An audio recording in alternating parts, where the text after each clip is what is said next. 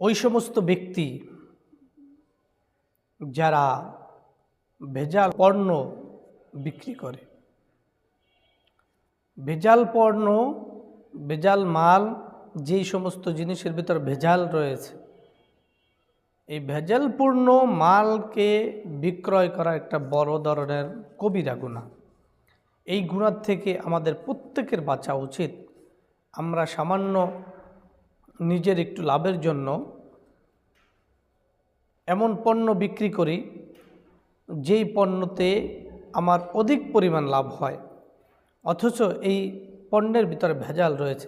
আমি জানি জেনে বুঝে যারা পণ্যতে তার মালে ভেজাল রাখবে, মানুষদেরকে ভেজাল দিবে, আল্লাহ রাব্বুল আলামিন তাদেরকে কিন্তু জাহান্নামে দেবেন।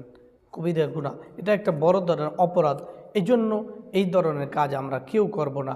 প্রত্যেকটা মাল যেই লেভেলের কাস্টমার আসলে, ক্রয়কারী আসলে, তাদেরকে বলে দেওয়া যে ভাই এই মাল এত টাকা, এই সমস্যার কারণে এটা কম, আর এই মালটা ভালো, এই মালটার দাম একটু বেশি এই কারণে যে এটা খুব ভালো, এভাবে বলে বিক্রি করা।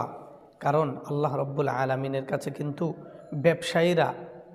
ব্যবসায়ীরা ভালো আবার খারাপ।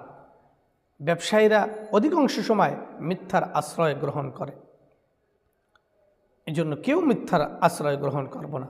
আর যদি ব্যবসাটা সুন্দরভাবে করতে পারেন, যেভাবে আল্লাহ রসুল করতে বলেছেন, তাহলে আপনি নবীন, সিদ্দিকিন, শুহাদা, সালেহিন, এই 4 শ্রেণীর মধ্যে আপনিও তাদের সাথে শামিল থাকবেন। এই জন্য প্রত্যেক ব্যবসায়ীদের উচিত পণ্যের ভিতরে, মালের ভিতরে কোনো ভেজাল না দেওয়া। ভেজাল দিলে আপনি কিন্তু এটা বড় অপরাধ করলেন।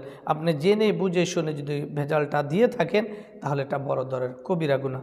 এই জন্যই আপনাকে জাহান্নামে যাওয়ার জন্য যথেষ্ট হতে পারে। এজন্য আসুন, প্রত্যেক ব্যবসায়ীদের উচিত ভালো মাল আলাদা রাখা, খারাপ মাল আলাদা রাখা। যেটা ভালো না সেটাকে বলে দেওয়া, যেটা ভালো সেটাও প্রয়োজনে বলে দেওয়া। তাকওয়া হলো ওই সমস্ত জিনিসের নাম যা আল্লাহ তাআলার যত হুকুম রয়েছে সমস্ত হুকুমের উপরে অটল অবিচল থাকা। আল্লাহর ভয়, এক কথায় আল্লাহর ভয়। তাকওয়া মানে আল্লাহ বিরু, আল্লাহর ভয় থাকা। আল্লাহর ভয় কি? আপনাকে যেটা করতে বলেছেন সেটা আপনি করবেন, তাহলে বোঝা গেল আপনার ভিতরে আল্লাহ তাআলার ভয় আছে। যেমন 5 ওয়াক্ত নামাজ পড়তে বলেছেন, 5 ওয়াক্ত নামাজ পড়বেন, তাহলে বোঝা যাবে তাকওয়ার যে পূর্ণ রূপ সেটা আপনি ধারণ করলেন। কারণ 5 ওয়াক্ত নামাজ না পড়াটাই হলো উদাসীনতা, আর পড়াটাই হলো তাকওয়া, মানে আল্লাহর ভয়। তাকওয়া অর্থই হলো আল্লাহ বিরু বা আল্লাহর ভয়। যার অন্তরে আল্লাহর ভয় রয়েছে তাকে তাকওয়াবান বলা হয়।